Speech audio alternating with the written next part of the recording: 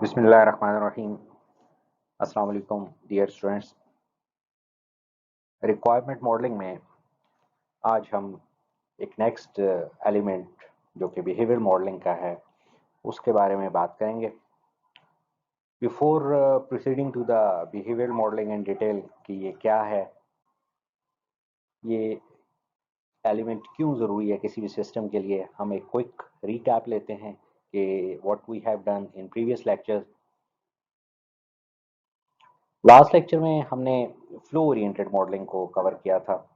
Flow oriented modelling में हमने उसके कॉन्सेप्ट को देखा कि फ्लो ओरिएंटेड मॉडल है क्या। स्ट्रक्चर्ड अप्रोच में ये बहुत ही प्राइमरी कंपोनेंट है, इम्पॉर्टेंट कंपोनेंट है, जबकि जब हम ऑब्जेक्ट ओरिएंटेड की बात करते हैं तो वहाँ पे सप्लीमेंट्री मॉडल के तौर पे यूज़ हो रहा होता है। इसकी डायग्रामेटिक रिप्रेजेंटेशन पे हमने बात की और फिर उसके बाद हमने डेटा फ्लो डायग्राम के जो डिफरेंट नोटेशंस थे उनको डिस्कस किया। एक एग्जांपल हमने डिस्कस की जो कि सेफ होम सिक्योरिटी सिस्टम की थी और कैसे हम उसमें डिफरेंट लेवल्स जो डेटा फ्लो डायग्राम के होते हैं वो बनाते हैं।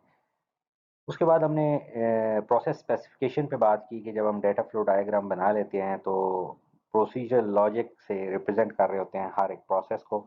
और फाइनली हमने एक बिग पिक्चर ली कि एक एनालिसिस मॉडल हमें डिज़ाइन मॉडल की तरफ कैसे लेके जाता है, specifically in case of data flow diagram. तो इनफैक्ट हमारा ये जो कॉन्टीन्यूटी है रिक्वायरमेंट मॉडलिंग के ऊपर जिसकी हम बात कर रहे हैं, इसमें अभी तक हमने स्टेरियो बेस्ड मॉडल को कवर कर लिया, क्लास बेस्ड मॉडलिंग को कवर कर लिया और फ्लो ओरिएंटेड मॉडल्स को हमने कवर कर लिया। देखते हैं कि हमारा नेक्स्ट एजेंडा पॉइंट क्या है, आज के लेक्चर में हम क्या कवर करेंगे। डियर स्टूडेंट्स, आज के लेक्चर में हम अगर देखें तो हम एक और इम्पॉर्टेंट कंपोनेंट जो कि एनालिसिस मॉडल का या बिहेवियर मॉडल का, सॉरी, एनालिसिस मॉडल या रिक्वायरमेंट मॉडल का है, that is called behavioural model. आज हम बात करेंगे बिहेवियर मॉडलिंग के ऊपर। इनफैक्ट इसके कुछ इंपॉर्टेंट कॉन्सेप्ट्स को देखेंगे पैरेलल में बिहेवियर मॉडल को डिस्कस करते हुए। बिहेवियर मॉडल को हम एग्जांपल के साथ समझने की कोशिश करेंगे कि हमारे पास क्या होता है। और दो इम्पॉर्टेंट कंपोनेंट जो हमारे पास बिहेवियर मॉडल में यूजुअली प्रैक्टिस किए जाते हैं, जिनमें हमारे पास स्टेट डायग्राम है और दूसरा सीक्वेंस डायग्राम है, इनके ऊपर हम बात करेंगे। तो स्टार्ट करते हैं आज के लेक्चर को। सबसे पहले देखते हैं कि हमारे पास इनफैक्ट बिहेवियरल मॉडल होता क्या है, इसकी क्या सिग्निफिकेंस है, ये है क्या। बिहेवियरल मॉडल बेसिकली इंडिकेट्स कर रहा होता है कि हमारे पास जो सॉफ्टवेयर वो कैसे रिस्पॉन्स करेगा एक्सटर्नल इवेंट्स को। ठीक है, एक्सटर्नल इवेंट्स और स्टिमुलस, यानी कोई भी स्टिमुलस है, हमारे पास एक सिस्टम है और सिस्टम में अगर कोई एक्सचेंज ऑफ इंफॉर्मेशन होता है तो उस पर ये कैसे रिस्पॉन्ड करेगा। तो इन तमाम चीज़ों को जो हम मॉडल कर रहे होते हैं, this is called the behavioural modelling. Behavioural model जो है इसको क्रिएट करने के लिए कुछ स्टेप्स हैं इंपॉर्टेंट, हम देखते हैं कि वो स्टेप्स हमारे पास क्या हैं। इसमें हम सबसे पहले एवेल्युएट करते हैं यूज केसेस को और अंडरस्टैंड करने की कोशिश करते हैं उसमें जो डिफरेंट सीक्वेंस ऑफ इंटरेक्शन होते हैं। Like we have already developed different use cases. We used to study the use cases in order to find the sequence of interaction कि किस तरह से कोई भी एक एक्सटर्नल एंटिटी सिस्टम के साथ इंटरेक्ट करती है और उस पर सिस्टम कैसे रिस्पॉन्ड कर रहा होता है। फिर हम क्या करेंगे, इसमें स्पेसिफिकली हम बात करेंगे इवेंट्स के ऊपर। इवेंट्स को आइडेंटिफाई करने की कोशिश करेंगे। इवेंट्स क्या होते हैं, स्टिमुलस क्या होते हैं, वो बेसिकली ड्राइव करते हैं इंटरेक्शन सीक्वेंस को। ठीक है, तो हम इसको अंडरस्टैंड करने की कोशिश करेंगे या आइडेंटिफाई करने की कोशिश करेंगे बेसिकली हमारे पास ये डिफरेंट इवेंट्स क्या होते हैं। इसके बाद हम बात करेंगे इस creating sequence for each use case. हम हर एक यूज केस के अंदर जो डिफरेंट सीक्वेंस ऑफ इंटरेक्शन होते हैं उन पे बात करेंगे। या इसे हम यूं भी कह सकते हैं कि जब हम एक पर्टिकुलर यूज केस की बात कर रहे होते हैं तो in order to achieve that particular use case जो बहुत सारे सीक्वेंस हमारे पास एग्जिस्ट करते हैं, तो सीक्वेंस ऑफ इंटरेक्शन को हमने अगर रिप्रेजेंट करना हो तो हम कैसे बिहेवियरल मॉडलिंग में उसे रिप्रेजेंट करते हैं। The next step is building state diagram. हम स्टेट डायग्राम को बिल्ड करेंगे जिसकी हमने ऑलरेडी बात की और फिर फाइनली हम एनालिसिस मॉडल को रिव्यू कर रहे होते हैं।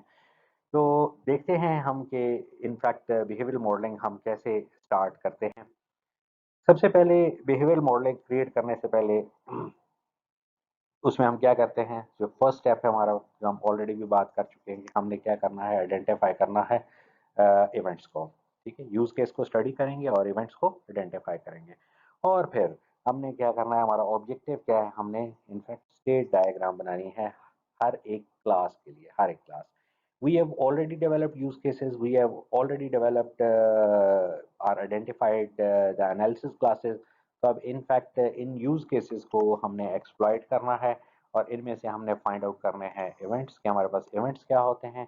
और फिर हर एक क्लास के लिए जो कि हम ऑलरेडी आइडेंटिफाई कर रहे होते हैं, हमने क्या करनी है, उसकी स्टेट डायग्राम डेवलप करनी है। स्टेट डायग्राम को हम डेवलप करेंगे। ठीक है, और इसके बाद समटाइम्स ये भी होता है कि हम एक कंप्लीट सिस्टम के लिए जो है वो स्टेट डायग्राम बना रहे होते हैं। समटाइम्स यूं भी किया जाता है कि इंस्टेड ऑफ डेवलपिंग या along with developing the state diagram for classes, हम एक कंप्लीट सिस्टम की भी स्टेट डायग्राम बनाते हैं। लेकिन देखते हैं पहले कि हमारे पास जो स्टेट डायग्राम बनाने का प्रोसेस है, उसमें हम इवेंट्स जो आइडेंटिफाई करने का प्रोसेस है वो कैसे स्टार्ट करते हैं। तो देखते हैं इवेंट आइडेंटिफाइंग का जो प्रोसेस है एक यूज केस में, वो कैसे हो रहा होता है। तो इस चीज़ को सबसे पहले समझने की ज़रूरत है कि हम इनफैक्ट इसमें कर क्या रहे होते हैं। अब इवेंट हमारे पास से जब भी कोई एक्टर सिस्टम के साथ एक्सचेंज ऑफ इंफॉर्मेशन करता है, एक्सचेंज ऑफ इंफॉर्मेशन करता है, तो प्रॉब्ली हम ये कहते हैं कि वहाँ पे एक इवेंट अकर हुआ। An event occurs whenever an actor and the system exchange information. Like एक पर्टिकुलर एक्टर है, ठीक है, वो ह्यूमन भी हो सकता है या कोई और सॉफ्टवेयर हार्डवेयर डिवाइसेस हो सकते हैं। जब कभी भी वो क्या करता है, वो इंटरेक्ट करता है सिस्टम के साथ, तो जाहिर है उसमें क्या होता है, एक्सचेंज ऑफ इंफॉर्मेशन अकर होती है। लाइक वो कोई इंफॉर्मेशन प्रोवाइड कर रहा होगा सिस्टम से, कोई इंफॉर्मेशन वो ले रहा होगा। अब यहाँ पे an event is not the information, ये एक बात याद रखिएगा। ये इवेंट जो है बेसिकली इंफॉर्मेशन नहीं है। लाइक अगर हम ये कहते हैं कि एक एक्सटर्नल एंटिटी ने सिस्टम के साथ इंटरेक्ट किया और उसने कोई एक लाइक इंफॉर्मेशन, लाइक मैं I1 स्पेसिफाई कर देता हूँ, उसने I1 इंफॉर्मेशन सिस्टम को दी और सिस्टम ने उसे जो रिस्पॉन्ड में I2 रिटर्न कर दिया। तो in fact this is information I1 and I2। अब जो इवेंट होता है, इवेंट बेसिकली वो इंफॉर्मेशन नहीं है। लाइक हम ये नहीं कह सकते कि एक इवेंट जो है अब यहाँ पे I1 है और I2 है। This is incorrect, this is not correct. ये हमारे पास event is not information that is exchange, बल्कि हमारे पास क्या हो रहा होता है, द इवेंट जो होता है वो इस फैक्ट को रिप्रेजेंट कर रहा होता है, the information has been exchange. यानी ये the phenomena of exchanging the information, यानी इस चीज को रिप्रेजेंट करना कि यहाँ पे एक्सचेंज ऑफ इंफॉर्मेशन अकर हुआ है या एक्सचेंज ऑफ इंफॉर्मेशन परफॉर्म हुआ है। बेसिकली इवेंट उस चीज को रिप्रेजेंट कर रहा होता है। Event use to represent the fact, इस फैक्ट को रिप्रेजेंट कर रहा होता है कि एक्सचेंज ऑफ इंफॉर्मेशन जो है वो क्या हुआ है, वो परफॉर्म हुआ है। तो ये बात आपको क्लियर होनी चाहिए कि in fact event is not the information that is being exchange, rather the event represent the fact that information has been exchanged। Okay, यहाँ पे हम देखते हैं कि हमारे पास इसकी डिटेल्स क्या हैं। Some events have an explicit impact on the flow of control while other do not। This is very important। Sometimes कुछ ऐसे इवेंट्स अकर होते हैं, कुछ ऐसे एक्सचेंज ऑफ इंफॉर्मेशन हमारे पास फिनोमेना अकर होते हैं कि जिसमें एक्सचेंज ऑफ इंफॉर्मेशन पे कोई फर्क, सॉरी, जिससे फ्लो ऑफ कंट्रोल पे कोई फर्क, flow of control, flow of control पे कोई फर्क नहीं पड़ता। लाइक हमारे पास ये स्टेप्स जिस तरह से हो रहे हैं नॉर्मली इसी तरह से हो रहे होते हैं। लेकिन कुछ ऐसे केसेस होते हैं कि जिसमें एक इवेंट के किसी एक पॉइंट पे अकर होने की वजह से ये जो फ्लो ऑफ कंट्रोल होता है, ये क्या हो जाता है, ये इफेक्ट होता है। अब इसको हम एक एग्जांपल के थ्रू समझने की कोशिश करते हैं, ये फिनोमेना। कि अगर हम ये कहते हैं कि एक सिस्टम जो है वो डेटा को रीड कर रहा है, reading of data items from a user, user से कोई डेटा आइटम्स ले रहा है मुसलसल, लाइक यूजर से इंफॉर्मेशन इनपुट आ रही है। ठीक है, अब इसको कंपेयर करते हैं एक और इवेंट से कि comparing the data items to possible values. अब डेटा इंफॉर्मेशन को यूजर से रीड करते रहना like there is some situation जिसमें यूजर सिस्टम के अंदर डेटा इनपुट कर रहा है, तो ये डेटा इनपुट करना ये फ्लो ऑफ कंट्रोल को चेंज नहीं कर रहा। लेकिन अगर हम ये कहते हैं कि एक सर्टेन स्टेज है जिसके ऊपर कोई यूजर वैल्यू एंटर करता है और सिस्टम उस वैल्यू को किसी एक सर्टेन वैल्यू के साथ कंपेयर करता है, इनपुट को किसी के साथ कंपेयर करता है और कंपेयर करने के बाद डिसाइड करता है कि ओके ये जो कंपेयर्ड वैल्यू है अगर ये इसके अगेंस्ट जो रिस्पॉन्स आ रहा है वो ट्रू है तो उसने कोई एक फ्लो लेना है, और अगर वो फॉल्स है तो कोई दूसरा फ्लो लेना है। तो इससे हमें ये पता चलता है कि ये जो सेकंड एग्जांपल हम डिस्कस कर रहे हैं इसमें जो फ्लो ऑफ कंट्रोल है वो क्या हो जाता है, चेंज का हो जाता है। फॉर इंस्टेंस अगर एक यूजर एक पासवर्ड एंटर करता है तो पासवर्ड एंटर करने के केस में वो पासवर्ड मैच किया जाता है, मैच करने के बाद अगर वो वैलिड पासवर्ड है तो वो क्या करता है, वो आगे प्रोसीड कर जाता है। और अगर वो हमारे पास इनवैलिड पासवर्ड है तो उसमें क्या होगा, जो फ्लो ऑफ कंट्रोल है वो हमारे पास चेंज हो जाएगा। तो ये एक इसकी बेस्ट एग्जांपल, हम इसी एग्जांपल के ऊपर जो नेक्स्ट सेफ होम की एग्जांपल है उसको भी इसी भी मैप करेंगे और देखते हैं कि ये हमारे पास कैसे हो रहा होता है। तो इसी चीज़ को, इवेंट्स को आइडेंटिफाई करना एक यूज़ केसेस में अब एग्जांपल के साथ देखते हैं, और वही एग्जांपल हमारे पास सेफ होम की हमने एक यूज़ केस का एक सेगमेंट उठाया है, हम उसमें से देखते हैं कि ये कैसे हो रहा होता है। तो a use case is examined for a point of information exchange. ठीक है। अब यहाँ पे अगेन इस चीज़ पे एम्फेसिस है कि पॉइंट ऑफ इंफॉर्मेशन एक्सचेंज हमने क्या करना है, इस पॉइंट ऑफ व्यू से सिस्टम को देखना है, क्योंकि point of information for exchange हमें ये बताएगा कि ठीक है ये point of information for exchange क्या फ्लो ऑफ कंट्रोल को चेंज कर रहा है या नहीं कर रहा। अगर वो फ्लो ऑफ कंट्रोल को चेंज नहीं कर रहा तो वो हमारे इंटरेस्ट का नहीं है, अगर वो फ्लो ऑफ कंट्रोल को चेंज कर रहा है तो वो हमारे इंटरेस्ट का है और उसे हम बिहेवियरल मॉडल में उसकी रिप्रेजेंटेशन करेंगे। फॉर इंस्टेंस ये हमारे पास एक सेगमेंट है यूज केस का सेफ होम प्रोडक्ट से, इसको हम स्टडी करते हैं। The homeowner uses the keypad to key in 4-digit password। ठीक है, यहाँ तक बात क्लियर है, हमें समझ आ गई। The password is compared with a valid password stored in the system. Okay, उसे कंपेयर किया गया। If the password is incorrect the control panel will beep once and result and reset itself for additional input.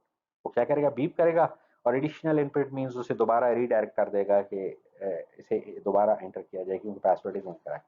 और अगर हमारे पास जो password जो हमने enter किया है वो करेक्ट है तो कंट्रोल पैनल उसे फर्दर एक्शंस अलाउ कर देगा। ये बिल्कुल ऐसे ही है कि फॉर इंस्टेंस हमारे पास एक स्क्रीन है, इस पे पासवर्ड एंटर किया जा रहा है। अगर ये पासवर्ड हमारे पास फॉर इंस्टेंस करेक्ट है, ठीक है, करेक्ट के केस में वो क्या करेगा, उसे एडिशनल इनपुट्स के लिए मेन्यू दे देगा। और अगर ये इनकरेक्ट है तो वो प्रॉब्ली उसे क्या करेगा, एक बीप जनरेट करेगा और रीसेट कर देगा, उसे दोबारा वहां पे भेज देगा इन केस ऑफ इनकरेक्ट, यहाँ पे कर देगा। अब इस फिनोमेना को हम समझते हैं, ये जो हमारे पास यहाँ पे टेक्स्ट है इस डिबेट को फर्दर एक्सटेंड करते हैं।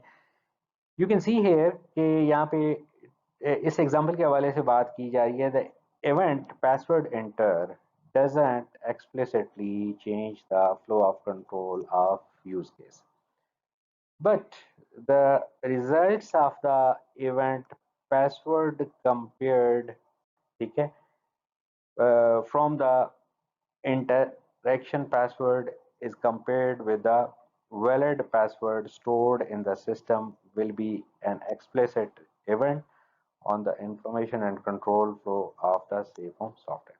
अब यहाँ पे दो चीज़ें हैं, एक तो पासवर्ड एंटर होना इज एन इवेंट, और दूसरा कंपेयरिंग ऑफ पासवर्ड।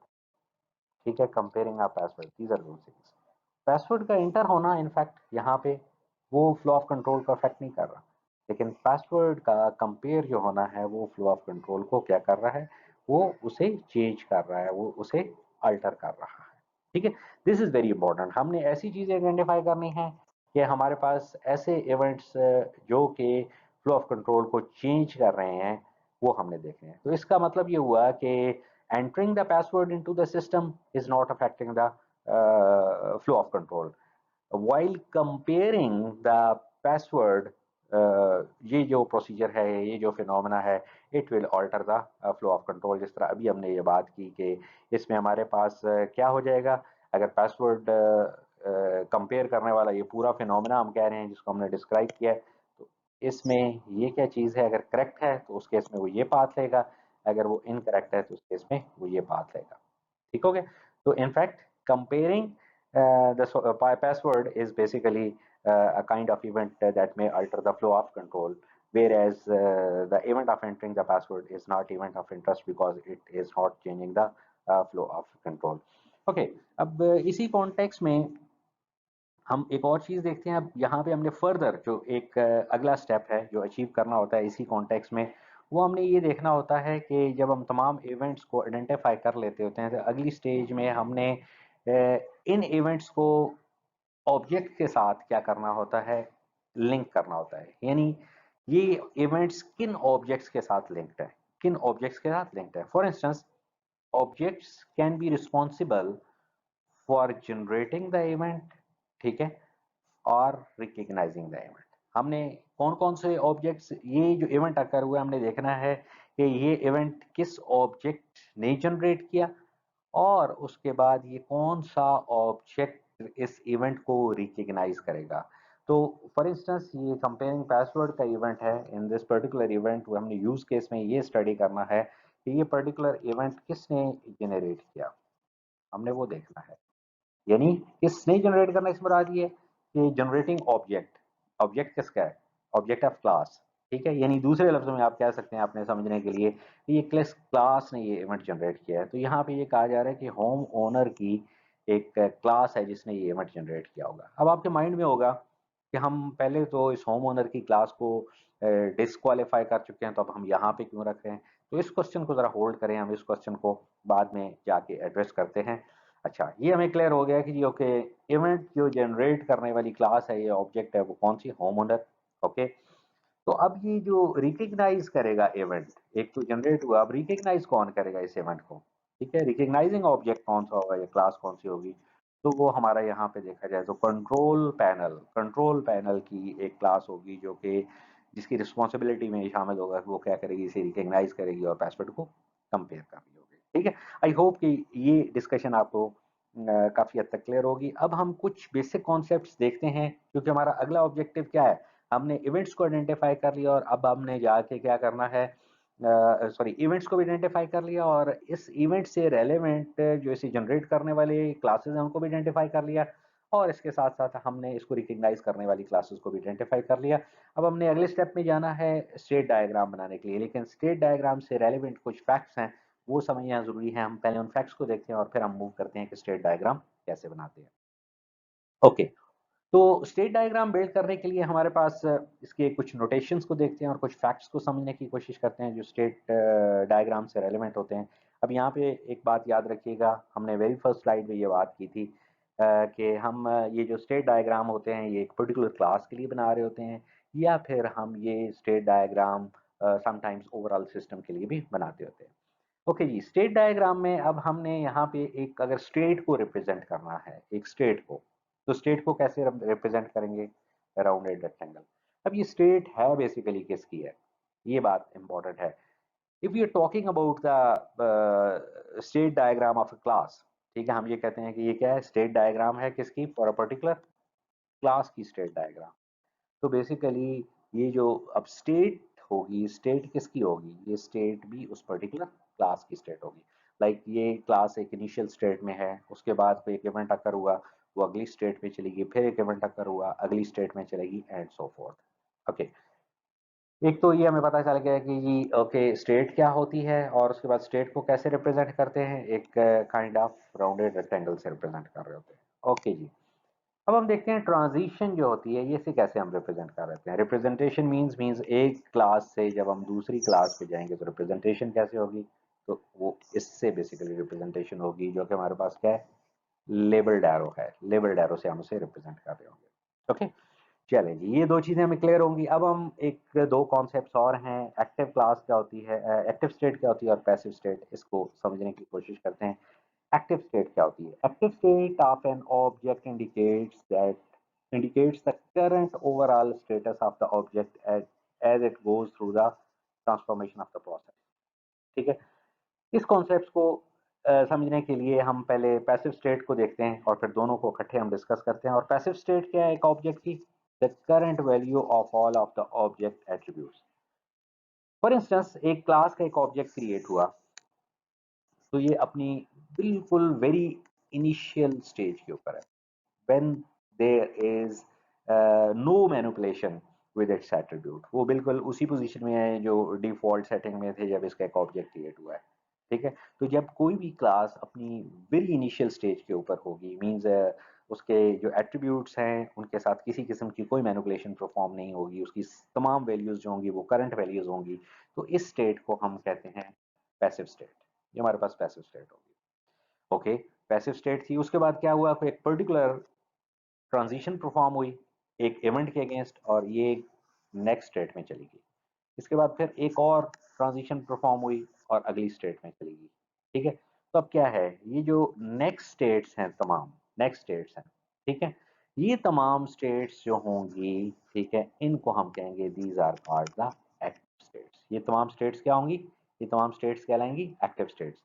अब जरा दोबारा पैसिव स्टेट की डेफिनेशन पढ़े। The passive state of an object is the current value of all of an object's attributes. तो ये अब आपको क्लियर होनी चाहिए, this one. ओके, अब दूसरी देखते हैं एक्टिव स्टेट क्या है। Active state of an object indicates the current overall status of the object as it goes through the transformation और प्रोसेसिंग।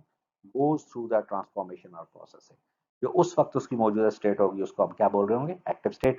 तो प्रोबब्ली अब आपको ये कुछ बेसिक कॉन्सेप्ट्स की समझ आ गई होगी कि इनफैक्ट जो स्टेट डायग्राम है वो किसके लिए बनाई जाती है। We used to develop it for classes.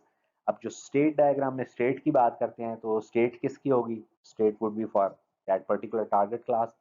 State को रिप्रेजेंट कैसे करते हैं? हम एक राउंडेड रेक्टेंगल से रिप्रेजेंट करते हैं।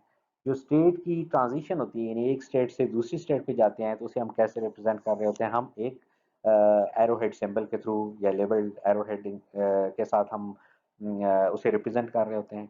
और उसके बाद हमारे पास जो कॉन्सेप्ट होता है एक्टिव स्टेट का और वो पैसिव स्टेट का कॉन्सेप्ट वो क्या होता है, ये कॉन्सेप्ट आपको क्लियर होंगे। अब हम एग्जांपल देखते हैं कि हमारे पास जो स्टेट डायग्राम है ये जब डेवलप करते हैं तो इसकी कैसे फॉर्मेट होती है और इसमें इवेंट्स क्या हैं जो हमने अभी तक आइडेंटिफाई किए हैं।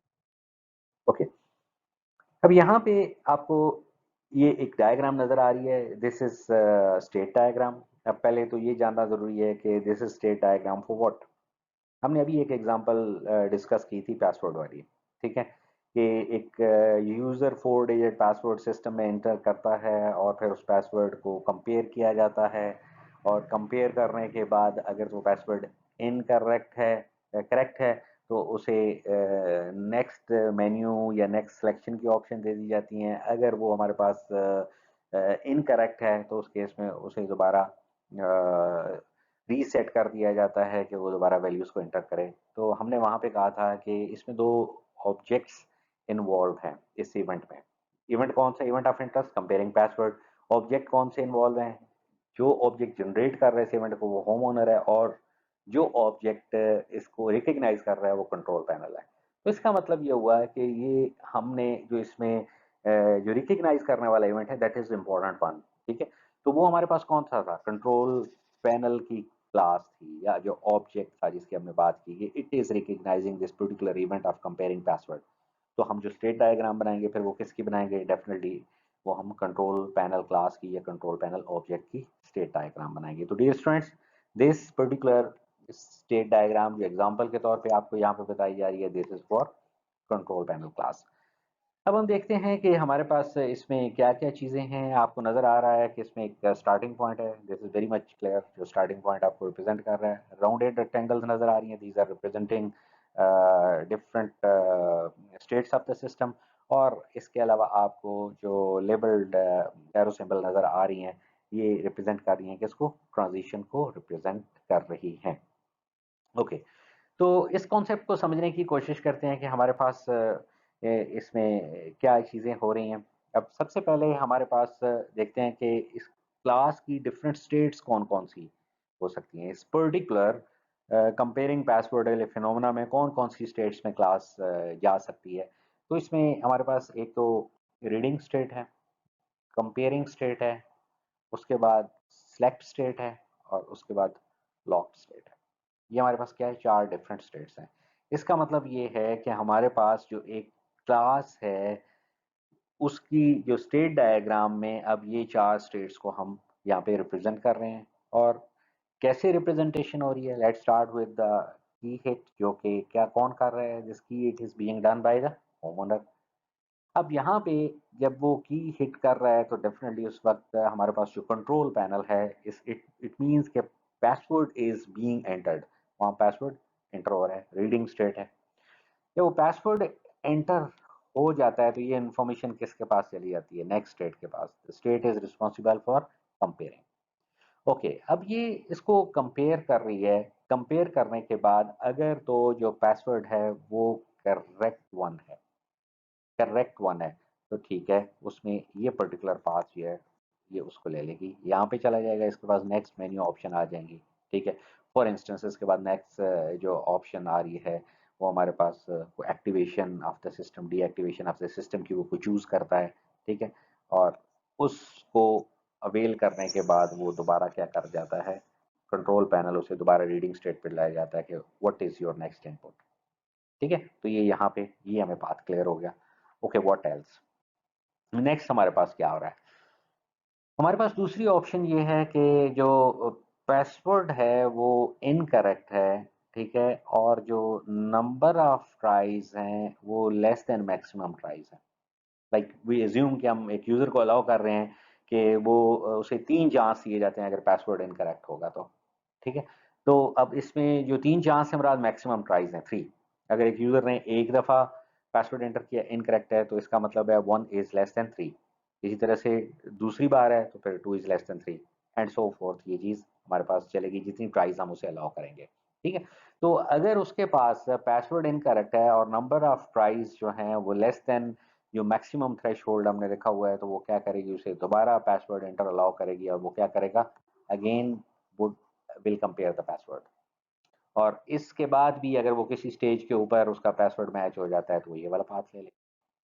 अगर ऐसा नहीं होता तो फिर क्या है, हमारे पास ऑल्टरनेट क्या आता है, नंबर ऑफ ट्राइज अब जो है वो इंक्रीज कर रही हैं जो मैक्सिमम ट्राइज अलाउ कर की गई थी।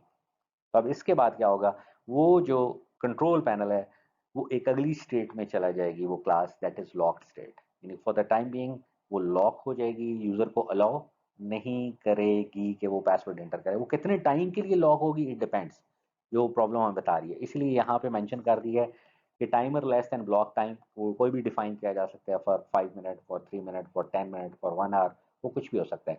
और जब तक वो जो हमारे पास थ्रेश होल्ड है, टाइमर स्टार्ट हो जाएगा और जब तक वो उससे कम टाइम है वो लॉक स्टेट में रहेगी।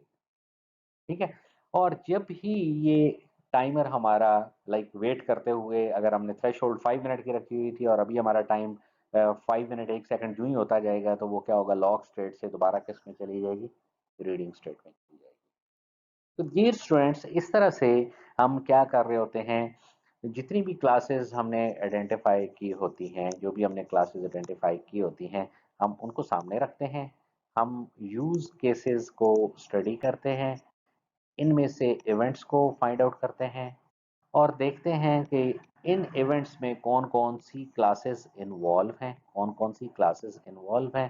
ठीक है, जाहिर है जो जितने भी इवेंट्स हम फाइंड आउट करेंगे, कुछ इवेंट्स ऐसे होंगे जो कि फ्लो, कंट्रोल फ्लो को ऑल्टर नहीं करेंगे, कुछ कंट्रोल फ्लो को चेंज करेंगे। कंट्रोल फ्लो को जो चेंज कर रहे होते हैं, ऐसे इवेंट्स के लिए हम आइडेंटिफाई करेंगे क्योंकि फिर कौन सी क्लासेस इसमें इन्वॉल्व हैं, जो इस फ्लो ऑफ कंट्रोल को चेंज कर रही हैं, जनरेट कर रही हैं, जो रिकग्नाइज कर रही हैं।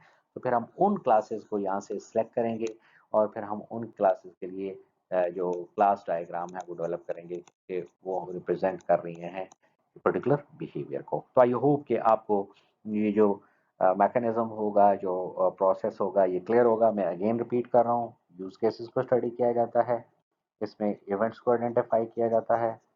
इवेंट्स हमारे पास दो तरह के होते हैं, जो फ्लो ऑफ कंट्रोल को चेंज करते हैं।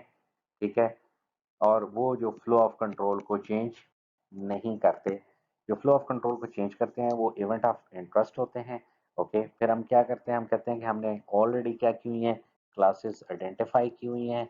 जो फ्लो ऑफ कंट्रोल को इवेंट चेंज कर रहे हैं, इसमें हम फिर देखते हैं कि कौन सी क्लासेस इन्वॉल्व हैं उन यानी जनरेट करने में और रिकग्नाइज करने में। और प्रोबली वो क्लासेस जो रिकग्नाइज करती हैं वो ज़्यादा वाइटल होती हैं, जो जनरेट करती हैं हम इनको नेक्स्ट एक और रिप्रेजेंटेशन में देखते हैं कि वो कैसे रोल प्ले करती हैं। फिर हम इन क्लासेस जो कि इसमें इन्वॉल्व होती हैं उन क्लासेस को पिक करते हैं, ठीक है, और फिर हम उसकी जो स्टेट डायग्राम होती है उनकी उस स्टेट डायग्राम को डेवलप करते हैं, ठीक है। तो ये हम बेसिकली प्रोसीजर फॉलो कर रहे होते हैं जब हम बिहेवियरल मॉडलिंग करते हैं, इवेंट्स को आइडेंटिफाई करते हैं और उसके बाद स्टेट डायग्राम्स बनाते हैं।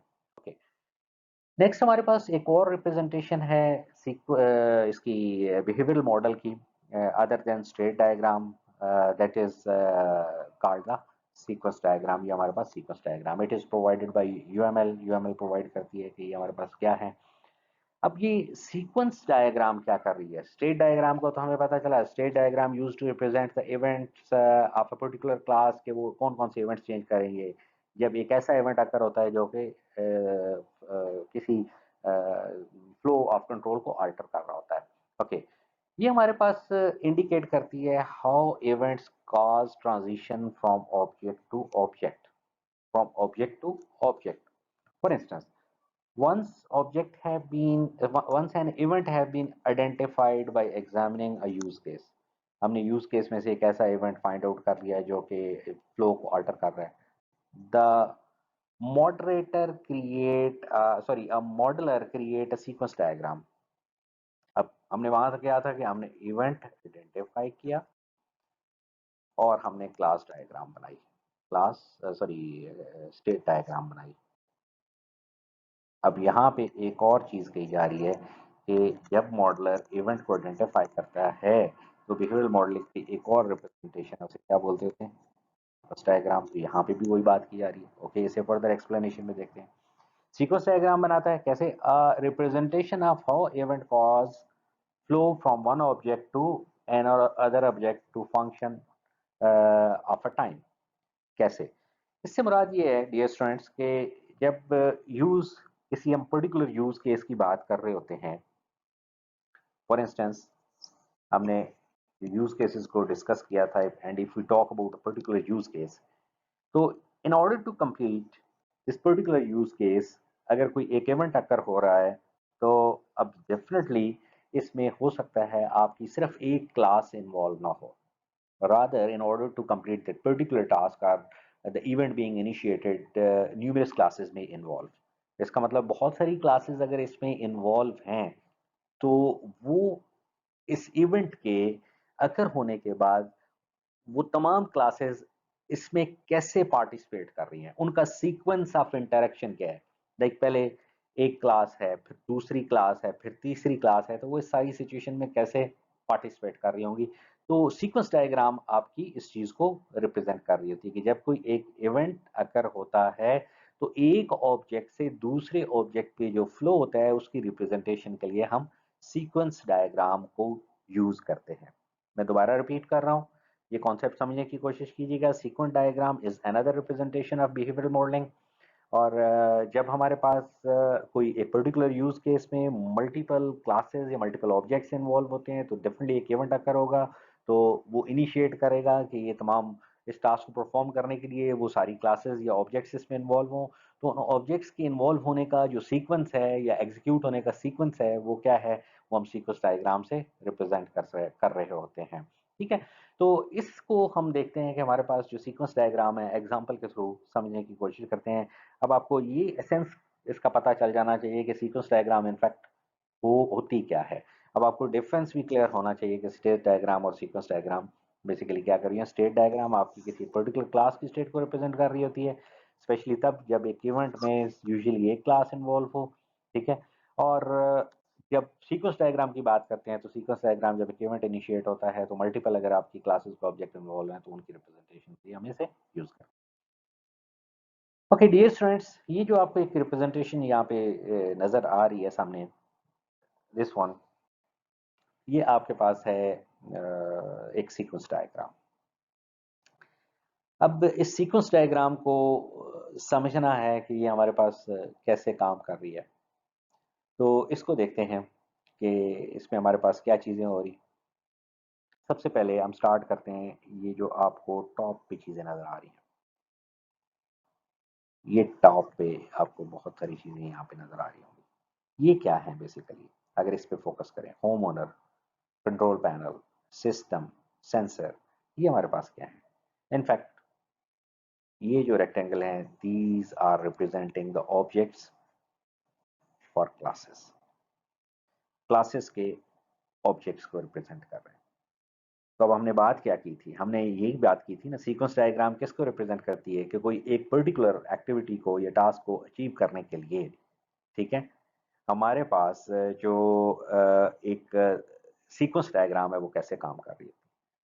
ठीक है, वो क्या कर रही थी, वो रिप्रेजेंट कर रही होती है कि इस पूरी टास्क में सारी चीज़ें कैसे इन्वॉल्व हो रही हैं। अगर अब आपको याद हो, स्टेट डायग्राम की हमने बात की थी, तो स्टेट डायग्राम का हमने कहा था कि वो सिर्फ एक सिंगल क्लास की डिफरेंट स्टेट्स को रिप्रेजेंट कर रही होती है, जबकि जो सीक्वेंस डायग्राम है उस एक्टिविटी में परफॉर्म होने वाली तमाम ऑब्जेक्ट जो शामिल होते हैं, क्लासेस के ऑब्जेक्ट्स होते हैं, उनके सीक्वेंस को रिप्रेजेंट कर रही होती है।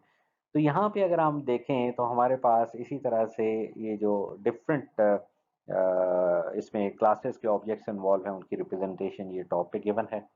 अब इसके बाद आपको ये कुछ डॉटेड लाइन, ये बेसिकली किसको रिप्रेजेंट कर रहे होते हैं, ये टाइम को रिप्रेजेंट कर रही होती है। आपकी dotted line sequence of time को रिप्रेजेंट कर रही होती है, ये जो आपको यहाँ पे नजर आ रही है। ठीक है, अब जो हमने स्टेट डायग्राम को डिस्कस की थी, तो अगर आप ज़रा गौर करें तो ये वो तमाम स्टेट ही यहाँ पे दी गई, reading, comparing, lock and selecting, ये तमाम स्टेट्स दी हैं। तो अगर हम वही एग्जांपल उठाते हैं जो अभी हमने पीछे डिस्कस की थी कि कंपेयरिंग पासवर्ड, तो ओवरऑल अगर हम देखें तो हमें ये पता चला कि कंपेयरिंग पासवर्ड में एक क्लास की स्टेट्स को तो हमने रिप्रेजेंट कर दिया स्टेट डायग्राम के थ्रू, लेकिन ये कंपेयरिंग पासवर्ड वाला जो प्रोसेस है, it use to involve numerous classes, और उसमें उसके बहुत सारे ऑब्जेक्ट्स। उसमें कौन सी क्लासेस हैं, home owner, control panel, system, sensor, ये इसमें डिफरेंट क्लासेस इन्वॉल्व है। ठीक है, तो इसमें बहुत सारी क्लासेस इन्वॉल्व हैं। हमने उस वक्त एक क्लास की बात, इसी तरह से हम सिस्टम क्लास के लिए अलग से स्टेट डायग्राम बना सकते हैं, सेंसर क्लास के लिए अलग से स्टेट डायग्राम हमारे लिए बनेगी। लेकिन अब हम बात करें, वो talking about sequence diagram, and sequence diagram is used to represent the sequence of objects involved in a particular use case. ठीक है, ओके। अब पहले तो हम उस क्वेश्चन को आंसर करते हैं जो हमने अनलेफ्ट छोड़ दिया था या अनएड्रेस छोड़ दिया था। हमने कहा था कि होम ओनर तो सिलेक्ट ही नहीं हुआ था हमारे पास क्लास के लिए, तो ये फिर यहाँ पे क्या कैसे आ गया। तो डियर स्टूडेंट्स, समटाइम्स हम जब यूज केसेस की रिप्रेजेंटेशन कर रहे होते हैं, तो डेफिनेटली उसमें हमने देखना है कि इनिशिएट या जनरेट किसने किया है इवेंट। तो this is very much obvious कि ये इवेंट जनरेट जो कर रहा है वो होम ओनर ही कर रहा है। लेकिन अब होम ओनर की हमारे पास जो एक्चुअली क्लास है वो एग्जिस्ट नहीं कर रही, तो क्या किया जाए। तो हम सीक्वेंस डायग्राम में फिर क्या करते हैं, हम एक ऑब्जेक्ट के तौर पे उसे रिप्रेजेंट कर देते हैं, ऑब्जेक्ट के तौर पे उसे रिप्रेजेंट कर देते हैं, लेकिन वो हमारे सिस्टम में एक्चुअली ऑब्जेक्ट के तौर पे होता नहीं है, ताकि हम उस पूरा फ्लो ऑफ जो या जो सीक्वेंस ऑफ जो ऑब्जेक्ट्स इन्वॉल्व हैं उस पर्टिकुलर एक्टिविटी में, उस तमाम को क्या कर सकें, रिप्रेजेंट कर सकें। तो दैट्स वाई हम यहाँ पे बार बार होम ओनर की बात कर रहे हैं। ओके, यहाँ पे हम हमारे पास अगर देखा जाए तो once the system is ready, the system is ready, ये सिस्टम हमारे पास क्या है, रेडी, ये रिप्रेजेंट कर रहा है एक पर्टिकुलर इवेंट को। होम ओनर क्या करता है, इस सिस्टम जब रेडी स्टेट में है तो उसमें पासवर्ड को एंटर करता है। तो पासवर्ड एंटर करना, this is kind of an event, ये इवेंट को रिप्रेजेंट कर रहा है। जो ही वो पासवर्ड एंटर करेगा, ओके करेगा, तो इससे क्या होगा, नेक्स्ट एक क्लास ऑब्जेक्ट कॉल होगा, that is control panel class. Okay, control panel class में क्या होगा कि वो रीडिंग स्टेट में थी, तो डेफिनेटली ये रीडिंग स्टेट में पासवर्ड एंटर हुआ, उसने पासवर्ड को रीड किया। अब उसने क्या करना है, नेक्स्ट स्टेट में जाना है, that is the state of comparing password. तो उसने अब पासवर्ड को अगले स्टेप के ऊपर कंपेयर किया और एक और इवेंट जनरेट किया, that is request lookup, lookup for the validity of password. अब ये इंफॉर्मेशन कहाँ पे पड़ी है, अब ये इंफॉर्मेशन हमारे पास अवेलेबल है सिस्टम क्लास में। System class is in fact responsible to look up the address from directory या फ्रॉम डेटाबेस, जो भी हम कह रहे हैं। ठीक है। तो अब इसका ऑब्जेक्ट क्रिएट हुआ और ये उसकी लाइफ को रिप्रेजेंट कर एक पर्टिकुलर ऑब्जेक्ट को, कि ये एक स्पेसिफिक टाइम के लिए ये हमारे पास इसका ऑब्जेक्ट क्रिएट हुआ और उसके बाद फिर डिस्ट्रॉय हो गया। और उसने क्या किया, उसने रिजल्ट्स यहाँ फॉरवर्ड कर दिए। फॉरवर्ड क्या होंगे, रिजल्ट्स में ये बताएगा कि ट्रू और फॉल्स में भी रिटर्न कर दिया हो, करेक्ट और इनकरेक्ट रिटर्न कर दिया हो, तो कंपेयरिंग के पास आ गया। अब फॉर इंस्टेंस अगर वो करेक्ट वाला केस था तो एक इवेंट फायर हुआ, द पासवर्ड इज करेक्ट, तो अब इस सिस्टम का दोबारा ऑब्जेक्ट जनरेट हुआ सिस्टम क्लास का। ये ऑब्जेक्ट क्या है, इसके पास आ गया कि जी ओके, ये यूजर ने करेक्ट पासवर्ड दिया है और वो अब क्या कर सकता है, फर्दर सर्विसेज ले सकता है। अब उस फर्दर सर्विसेज जब उसकी बात की गई, वो क्या कर रहा है, फॉर इंस्टेंस वो उन सर्विसेज में कहता है रिक्वेस्ट एक्टिवेशन, सिस्टम को एक्टिवेट करना चाहते हैं। तो अब एक्टिवेट सिस्टम को करना है तो डेफिनेटली इसमें जब यूं ही ये इवेंट फायर होगा तो इसमें एक और आपका ऑब्जेक्ट इन्वॉल्व हो जाएगा, that is object of the census class, ये इन्वॉल्व हो जाएगा। तो ये अब जितनी भी इवेंट्स की एक्टिवेशन है यूजर परफॉर्म करेगा and this is it's life line, यहाँ तक इसका ये अपना पीरियड कंप्लीट करेगा। अब इसमें एक्टिवेशन का प्रोसेस जब इसने इनिशिएट किया, ठीक है, अब क्या है अगले स्टेप में ये उसे रिस्पॉन्ड कर रहा है और कह रहा है एक्टिवेशन सक्सेसफुल, और कहाँ पे मैसेज दे रहे हैं, यहाँ पे सिलेक्टिंग के ऊपर। सिलेक्टिंग मीन्स यहाँ पे यूजर फर्दर कोई अगर ऑप्शन उसने सेलेक्ट करनी है अदर देन एक्टिवेशन, तो वो वहाँ पे कंट्रोल पैनल पे सेलेक्ट कर सकता है। और फिर ये अगर ये आपकी ज़ाहिर है ये कंप्लीट सीक्वेंस डायग्राम सारे सीक्वेंस को रिप्रेजेंट नहीं कर रही, अगर हम ये समझे कि आगे कॉन्टिन्यूड है, तो इसका मतलब क्या होगा, यहाँ से फिर आगे कोई भी एक्टिविटी स्टार्ट हो सकती है, लाइक इधर से ये चीज़ें दोबारा और ये कंटिन्यू रहेगा नीचे इसको रिप्रेजेंट करने के लिए। लेकिन क्योंकि ये एक स्पेसिफिक सिनेरियो यहाँ पे रिप्रेजेंट कर रहे हैं, ठीक है, तो ये हो सकता है। तो इसी तरह से अब हमारे पास ये जो रिप्रेजेंटेशन है ये इस तरह से हमें क्लियर हो जाती है। इसी तरह से हमारे पास अगर ऐसी स्टेट आ जाती है कि वो पासवर्ड इनकरेक्ट था, मैक्सिमम ट्राइज वाला था, तो उसे कहाँ पे लेके जाया जाएगा, वो लॉक स्टेट के ऊपर उसे लेके चला जाएगा। Got it. तो ये चीज़ अब आपको क्लियर होगी कि सीक्वेंस डायग्राम और स्टेट डायग्राम में फ़र्क बेसिकली क्या है। स्टेट डायग्राम एक क्लास की डिफरेंट स्टेट्स को रिप्रेजेंट कर रही होती है। जब एक इवेंट अकर होता है तो उसमें जो क्लासेस इन्वॉल्व होती हैं उनमें सिर्फ एक क्लास की स्टेट्स को रिप्रेजेंट करती है, जबकि जो सीक्वेंस डायग्राम होती है उस इवेंट के अगेंस्ट जो सिस्टम बिहेव करता है उसमें जितनी क्लासेस इन्वॉल्व होती हैं उनके ऑब्जेक्ट्स में उस पर्टिकुलर टास्क को अचीव करने के लिए कैसे कैसे इन्वॉल्व होती हैं, उन तमाम के सीक्वेंस को रिप्रेजेंट कर रही होती है। डियर स्टूडेंट्स, हमारे पास ये जो सीक्वेंस डायग्राम की हमने बात की, तो इसमें अगर हम कुछ नोटेशंस पे बात करें, ये नोटेशन एक्सप्लिसिटली मैंने एंड पे इसलिए रखे कि अब आप क्लास डायग्राम देख लेंगे तो आपको आइडिया होगा। तो figure illustrate a partial sequence diagram for the safe home security function. एक तो पार्शियल है, पार्शियल हमने बात की थी कि नीचे कॉन्टिन्यूड है, अगर कोई और ऑपरेशन सेलेक्ट करता है तो फिर उसके accordingly. Number two, each of the arrow represents an event. ये जो एरो की हमने बात की, पासवर्ड एंटर, रिक्वेस्ट लुकअप, ठीक है, एक्टिवेशन रिक्वेस्ट, ये तमाम क्या थे, दीज आर इवेंट्स। तो यहाँ पे हम क्या कर रहे होते हैं स्टेट डायग्राम में, इसे क्या कहते होते हैं, ट्रांजिशंस। यहाँ पे क्या है, ये इवेंट्स हैं। The time is measured vertically downward, ठीक है, and the arrow and the narrow vertical rectangle represents time spent in processing and activity. अब ये बिल्कुल ये जो आपकी नीचे रिप्रेजेंट हो रही थी कि आप किसको रिप्रेजेंट कर रहे हैं, वर्टिकली डाउनवर्ड, ये टाइम को रिप्रेजेंट कर रही हैं, और ये जो नैरो वर्टिकल रेक्टेंगल थी वो क्या कर रही हैं, प्रोसेसिंग ऑफ एन एक्टिविटी, कि वो जो एक्टिविटी प्रोसेस करने पे कितना टाइम लग रहा है, ठीक है। और फिर ये इधर शिफ्ट हो जाता है, फॉर इंस्टेंस फिर इस एक्टिविटी को प्रोसेस करने पे टाइम लग रहा है। और स्टेट में be shown along a vertical timeline, vertical timeline के अगेंस्ट हमने देखा था स्टेट्स को शो कर रहे हैं, जो कि हम वहाँ पे दिखा रहे थे in case of control panel class, उसकी जो स्टेट थी। तो ये उसके कुछ डिफरेंट नोटेशंस और गाइडलाइंस। आज के लेक्चर को अगर हम सम अप करें तो हमने बिहेवियरल मॉडलिंग के ऊपर बात की कि इनफैक्ट बिहेवियर मॉडल क्या होते हैं, सिस्टम के बिहेवियर को रिप्रेजेंट कर रहे होते हैं, and we use to identify the events in order to represent the behaviour, और वो इवेंट हमारे लिए इंटरेस्ट के होते हैं जिनसे फ्लो ऑफ कंट्रोल चेंज हो रहा होता है। फिर हम ये देखते हैं कि उन इवेंट्स को परफॉर्म करने के लिए कौन कौन सी क्लासेस इन्वॉल्व होती हैं, और उन तमाम क्लासेस की इंडिविजुअली हम रिप्रेजेंटेशन की बात करें तो स्टेट डायग्राम के थ्रू हो रही होती हैं, और अगर हम एज अ होल उनकी रिप्रेजेंटेशन की बात करें तो सीक्वेंस डायग्राम से कर रहे होते हैं, ठीक है। जो इंपॉर्टेंट कॉन्सेप्ट्स थे, स्टेट क्या होता है, ट्रांजिशन क्या होता है, उनकी सिंबल्स क्या होती हैं, एक्टिव क्लास क्या होती है, पैसिव क्लास क्या होती है, इन कॉन्सेप्ट्स को हमने देखा, इवेंट्स क्या होते हैं इस पे बात की, और फिर हमने वो जो स्टेप्स थे मॉडल करने के लिए कि यूज़ केसेस को एवेलुएट करते हैं, इवेंट्स को आइडेंटिफाई करने के लिए इवेंट्स को आइडेंटिफाई कर लेते हैं, फिर सीक्वेंस ऑफ इंटरेक्शन देखते हैं, स्टेट डायग्राम बनाते हैं, सीक्वेंस डायग्राम बनाते हैं, और फिर हमने प्रैक्टिकल एग्जांपल्स देखी से स्टेट डायग्राम की और सीक्वेंस डायग्राम की। तो डियर स्टूडेंट्स, इस तरह से आज हमने जो एक और नेक्स्ट कंपोनेंट है एनालिसिस मॉडल का, उसको हमने कंप्लीट किया है। मैं एक दफ़ा फिर चीज़ों को सम अप कर दूं कि हमारी ओवरऑल ये जो एक्टिविटी चल रही है, this is about requirement engineering. हम रिक्वायरमेंट इंजीनियरिंग परफॉर्म कर रहे थे। रिक्वायरमेंट इंजीनियरिंग के अंदर बहुत सारी टास्क हैं। We have done inception, we have done illustration. उसके अलावा हम इन टास्क को भी ऑलरेडी परफॉर्म कर चुके हैं। हमने एक्सप्लिसिटली इस टास्क को छोड़ दिया था and we are doing this task right now.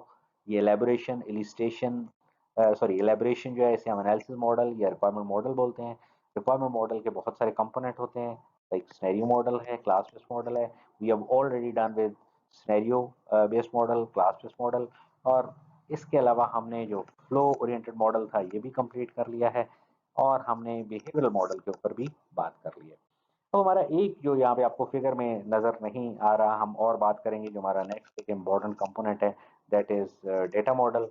तो हम इंशाल्लाह जो नेक्स्ट लेक्चर है उसमें बात करेंगे डेटा मॉडलिंग के ऊपर, और फिर हम सम अप करेंगे ये तमाम जो एलेबोरेशन की एक्टिविटी है कि इसकी हमारे पास एक एंड प्रोडक्ट हमें क्या मिल रही होती है। तो आई होप कि आपको आज का ये लेक्चर जो है इसके सारे कॉन्सेप्ट्स क्लियर होंगे।